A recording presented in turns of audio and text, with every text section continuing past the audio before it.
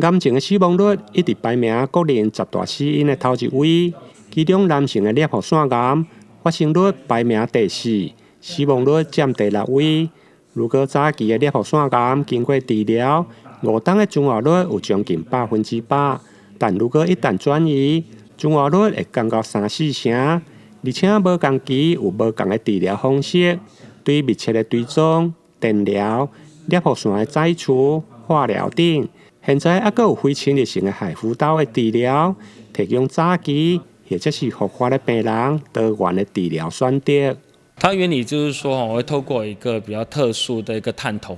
经由肛门到直肠，那它会针对这个射线的部分，再发出一个比较高能量聚焦的超音波，瞬间把那个组织的温度提高到80到90度C，来把这个射线癌的细胞瞬间把它就是消融摧毁掉，来达到这个治疗的效果。那针对海扶刀在射出腺癌治疗的话，我们一般就是要选取适当的病人、适合的病人。那哪些病人比较适合？就是说，他的射腺癌是局限型的，然后高恶度性。再来的话，病人不想接受一些大手术，甚至说他身体的状况不适合去接受手术。还有一种状况就是说，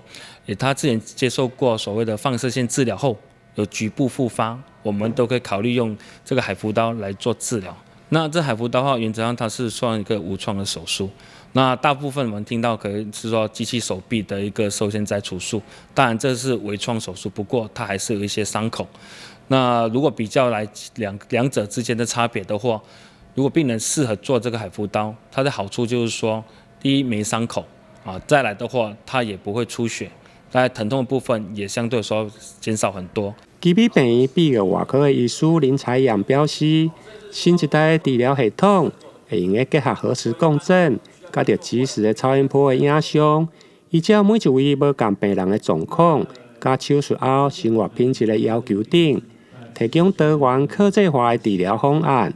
不但会用精准，或者是局部来摧毁癌细胞，达到癌症的控制，加着维持手术后的生活品质两大的目标。台南新闻林根采访报道。